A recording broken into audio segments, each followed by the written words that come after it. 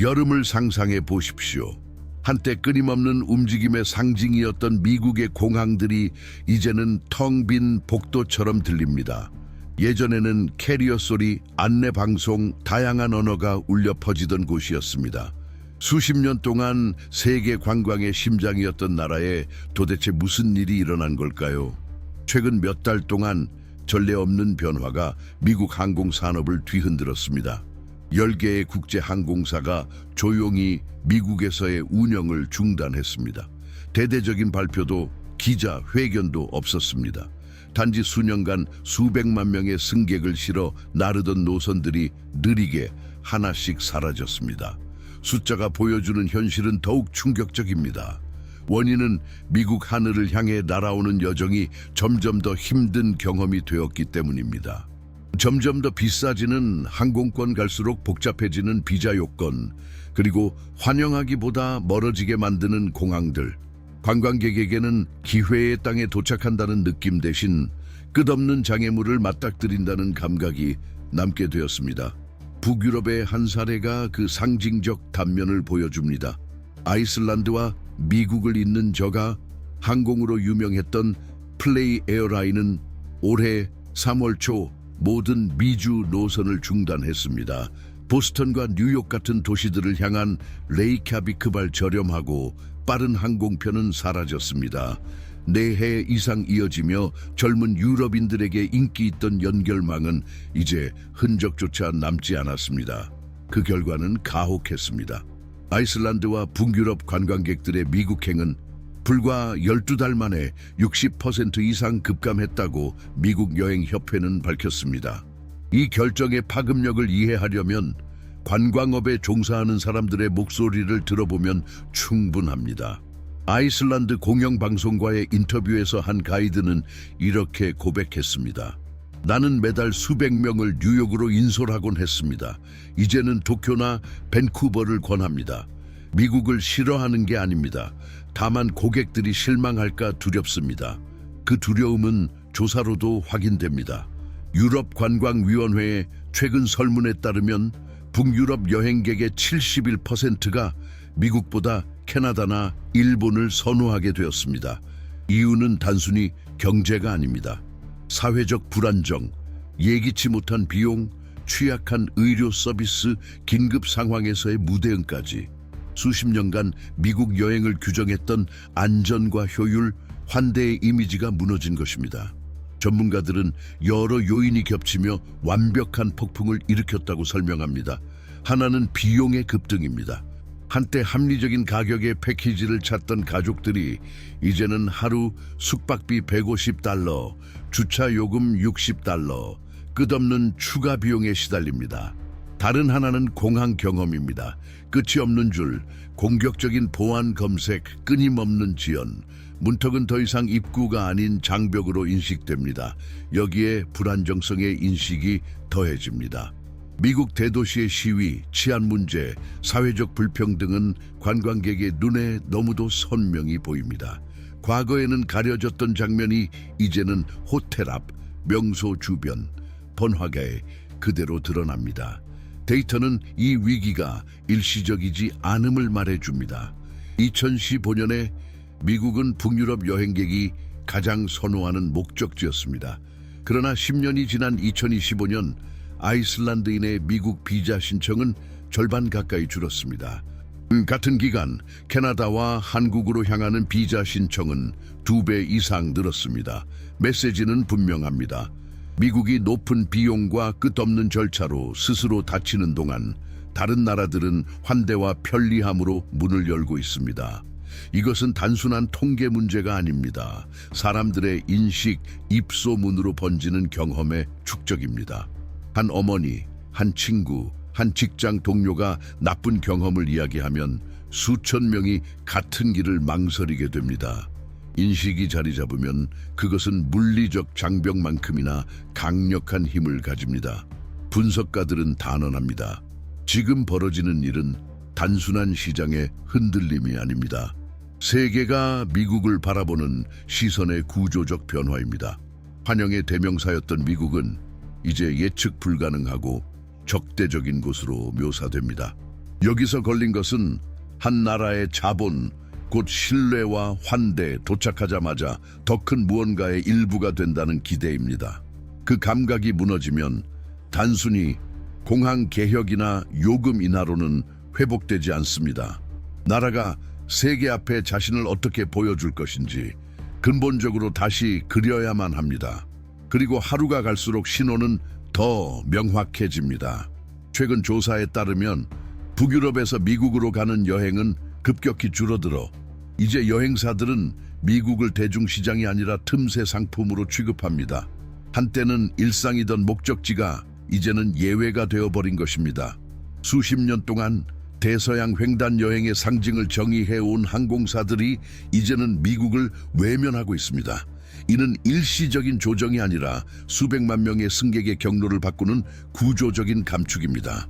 올해 초 항공업계에서 가장 상징적인 동맹 중 하나인 에어프랑스와 KLM은 결정을 내렸습니다. 미국 도시로 향하는 항공편을 30%에서 45%까지 줄이기로 한 것입니다. 파리에서 뉴욕, 파리에서 마이애미, 파리에서 휴스턴으로 가는 전설적인 노선들은 수십 년 동안 유럽과 아메리카를 잇는 문화적 상업적 다리 역할을 했습니다. 그러나 이제 예약 시스템에서 아무런 공지 없이 사라졌습니다. 그 자리를 대신한 것은 명확한 재편성이었습니다.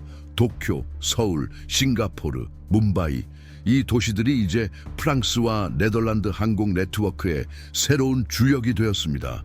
수십 년 동안 파리에서 뉴욕으로 가는 항공편은 단순한 여행이 아니었습니다. 그것은 지위, 친밀감, 그리고 화려함의 상징이었습니다.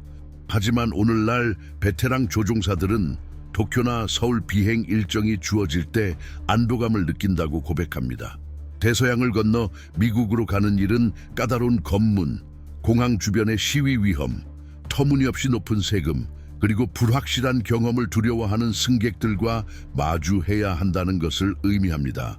반면 아시아 노선은 안정성, 정부의 지원, 빠르게 성장하는 시장을 제공합니다. 에어프랑스 KLM 자체가 발표한 자료는 상황의 심각성을 보여주었습니다. 미국행 항공편의 탑승률은 70% 아래로 떨어졌습니다. 항공업계의 언어로 이 수치는 적색 경보를 뜻합니다. 이는 항공기가 최소 수익성을 달성하지 못하고 있음을 의미합니다.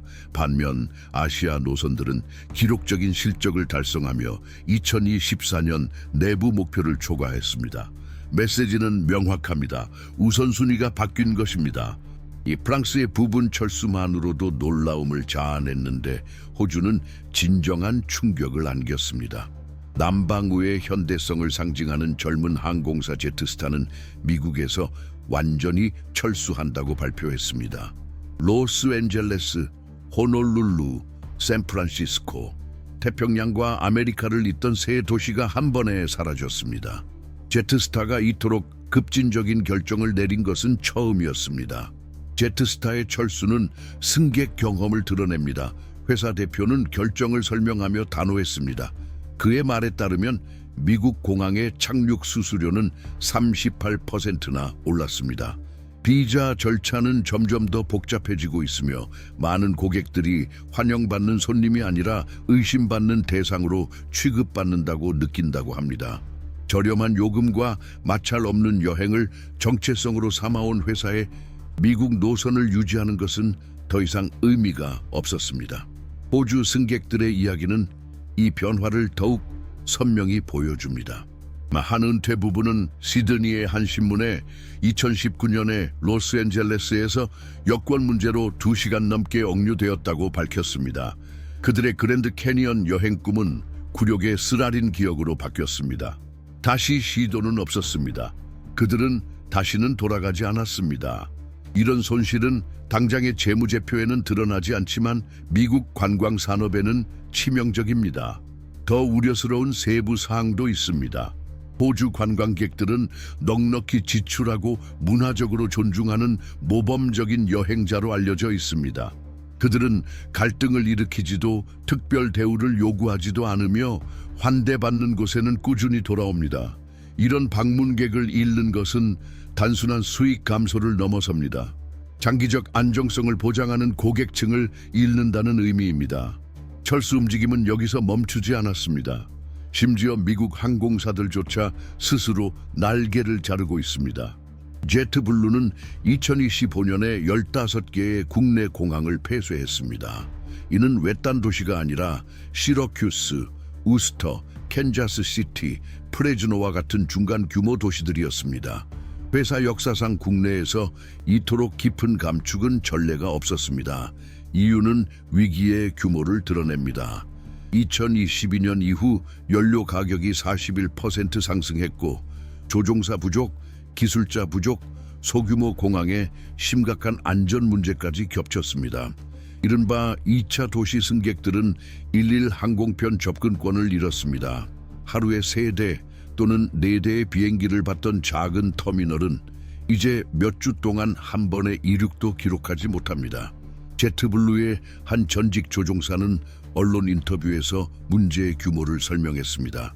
그는 과거에는 30개 이상의 줄을 비행하며 작은 도시에 착륙했는데 그곳에서는 항공기의 도착 자체가 사건이 되곤 했다고 했습니다.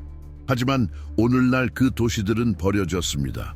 이 보도의 이 지점에서 위기는 외국인 관광객의 감소에 국한되지 않음이 분명해집니다. 내부의 문제이기도 합니다. 수십 년 동안 국가의 지역적 결속을 지탱하던 네트워크가 붕괴하고 있는 것입니다. 심지어 자국 항공사들마저 특정 노선의 잠재력을 믿지 못하게 된다면 그것에 생존을 의지하던 소도시들에게 무엇이 남겠습니까? 그림은 유나이티드 에어라인스의 행보를 보면 더욱 심각해집니다. 업계의 거인 중 하나인 이 회사는 국내 노선 30개 이상을 삭감한다고 발표했습니다. 주로 중서부 주들에서입니다. 아브라함 링컨의 기억이 남아있는 스프링필드에서는 2025년에 유나이티드 항공편이 단 하나도 남지 않았습니다. 노스다코타주의 팍에서는 회사의 모든 운영이 사라졌습니다. 숫자로 보면 한 달에 1200회 이상의 항공편이 취소되었고 불과 몇 주 만에 거의 100만 명의 승객이 영향을 받았습니다. 유나이티드의 결정은 대도시 집중을 위한 구조조정으로 정당화되었습니다. 그러나 실제로는 커다란 상처를 남겼습니다. 대도시에 집중함으로써 회사는 중간 규모 도시들의 경제 사회적 공동화를 가속화시킨 것입니다. 불과 12달 만에 최소 19개의 중간 규모 도시들이 회사 지도에서 사라진 것으로 추정됩니다. 이 시나리오는 역설을 드러냅니다. 먼 지역들을 연결하는 광범위한 항공망을 자랑해 온 나라가 이제는 수익성을 위해 그 시스템이 조각나도록 허용하고 있다는 것입니다. 위험은 미국이 점점 더 고립된 광대한 내륙을 둘러싼 대도시만 연결된 네트워크로 변해가는 것입니다.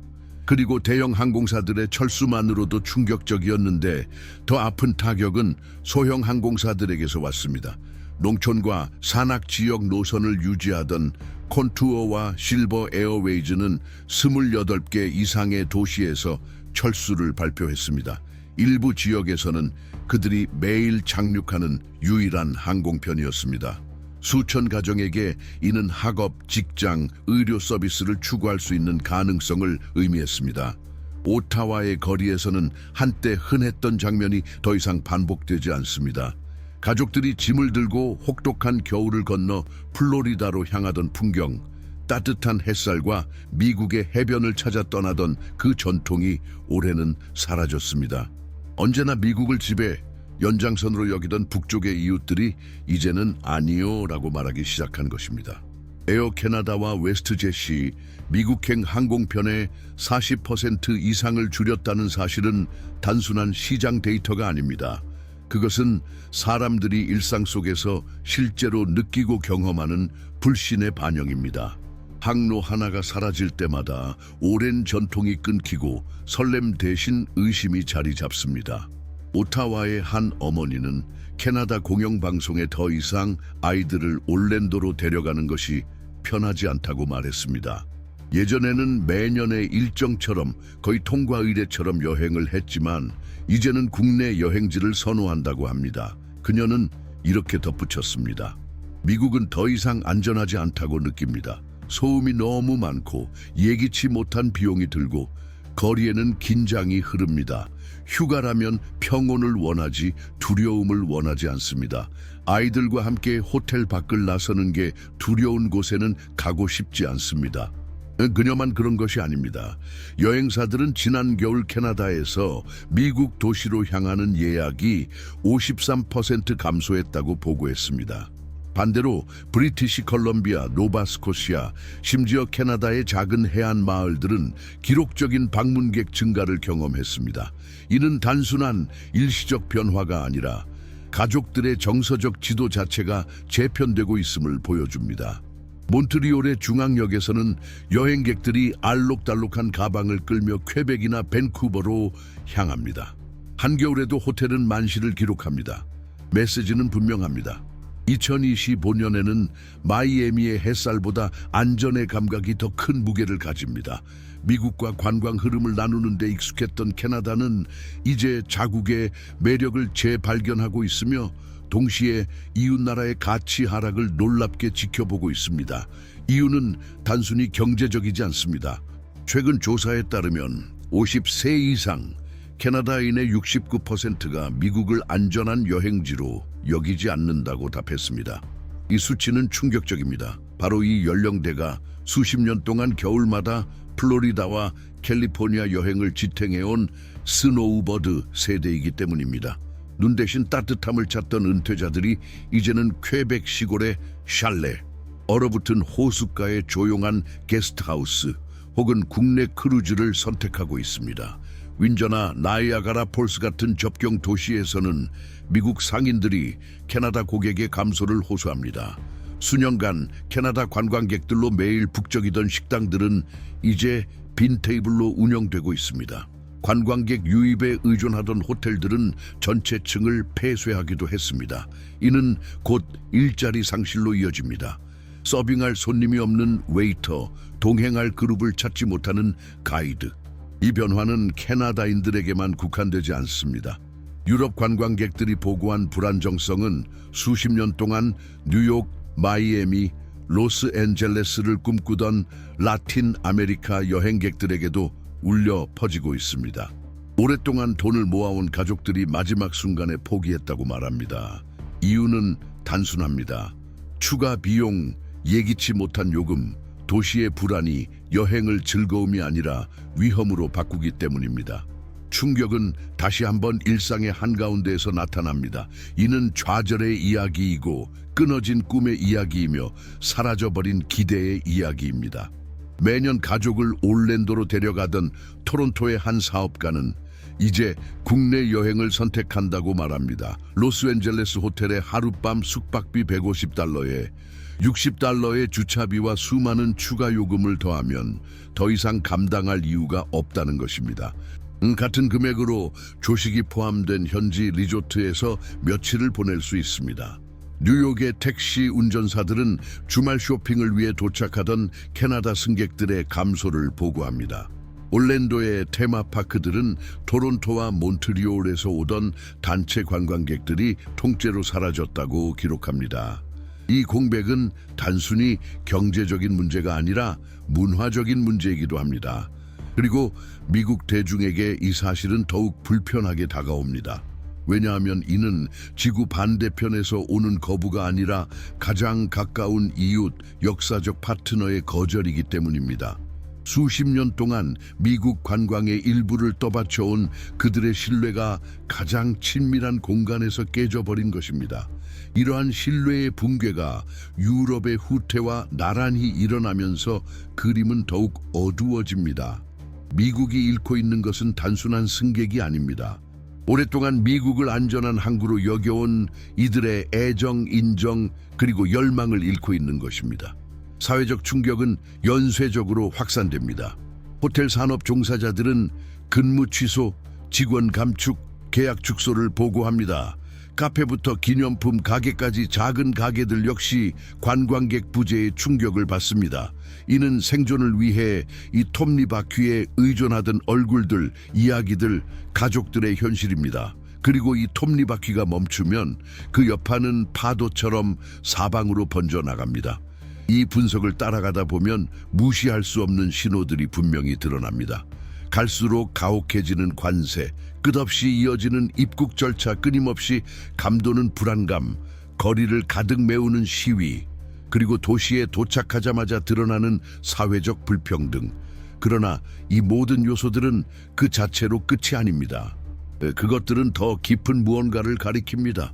세상은 여전히 새로운 곳을 알고 싶어 합니다. 달라진 것은 그 열망을 미국과 연결하는 감각입니다. 이제 아시아, 유럽, 심지어 가까운 나라들까지도 현대의 여행자가 가장 중시하는 것을 제공합니다. 안정성, 환대, 그리고 존엄입니다.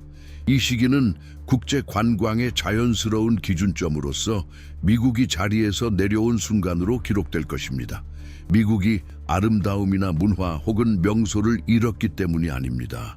여행의 모든 경험을 지탱하는 가장 중요한 요소, 곧 안전하고 존중받는다는 감각을 더 이상 제공하지 못하기 때문입니다. 이것이 진정한 위기입니다. 신뢰의 위기, 그리고 어쩌면 가장 극복하기 어려운 위기일지도 모릅니다. 그러나 이것이 이야기의 종착선은 아닙니다. 미국으로 향하는 항공편이 줄어드는 것은 훨씬 더 큰 서사의 한 장면일 뿐입니다. 이 서사에는 경제, 정치, 지정학적 재편성이 얽혀 있습니다. 단순히 항공사들이 항로를 바꾸는 이야기가 아닙니다.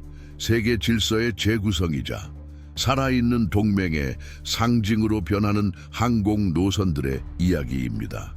아시아의 매번 새로운 확장, 유럽의 전략적 행보, 그리고 미국의 후퇴, 이 모든 순간마다 하늘길은 지구를 새롭게 그려가는 지도 위에서 깜박이는 신호처럼 바뀌고 있습니다. 이 현상을 이해하려면 공항 통계나 항공권 가격만을 바라보는 것으로는 부족합니다. 국제 질서를 형성하는 인물들의 선택을 살펴야 합니다. 도널드 트럼프와 시진핑은 단순히 연설 속 이름이 아닙니다. 그들은 관세, 시장, 외교 협상의 반향을 일으키고 구체적으로는 한 여행자가 어떤 목적지를 선택할지에까지 영향을 미치는 선택의 주인공입니다. 그리고 이 성찰을 더 깊이 이어가고 싶은 이들을 위해 특별한 자료가 준비되어 있습니다. 바로 21세기를 바꾼 지도자들의 전기를 모은 독점 디지털 도서입니다. 그 안에는 도널드 트럼프와 시진핑이 포함되어 있으며 그들은 단지 세계적 동맹을 새롭게 그린 것에 그치지 않고 수백만 명의 일상까지도 재편한 인물들입니다. 이 책은 이 영상의 고정 댓글에서 확인하실 수 있습니다. 이 보도는 결론이 아니라 물음으로 끝을 맺습니다. 미국 항공산업의 미래, 그리고 세계에서 미국이 차지할 위치는 아직 결정되지 않았습니다. 앞으로의 해들이 이 나라가 국제적 신뢰를 회복할 수 있을지, 아니면 텅 빈 공항의 기억이 세계적 거리두기의 시작으로 남을지를 드러낼 것입니다. 여기까지 함께 하셨다면 토론에 참여해 주십시오. 댓글로 여러분의 시각을 남겨주세요. 미국은 과연 리더십의 자리를 다시 차지할 수 있을까요? 아니면 우리는 돌이킬 수 없는 역사적 전환을 목격하고 있는 걸까요? 채널을 구독하시고 알림종을 활성화하며 이 콘텐츠에 좋아요를 눌러주시고 이 주제에 대해 함께 생각할 필요가 있는 분들과 공유해 주십시오. 여러분의 참여가 이 조사를 살아있게 만들고 우리가 함께 살아가는 길의 방향을 논의하는 대화를 넓혀갑니다. 끝까지 함께 해주셔서 진심으로 감사합니다. 우리는 앞으로도 나란히 서서 질문하고 탐구하며 세상을 비추는 이야기를 전해드리겠습니다. 왜냐하면 현재를 이해하는 것이 곧 미래를 세우는 열쇠이기 때문입니다. 다음에 다시 뵙겠습니다.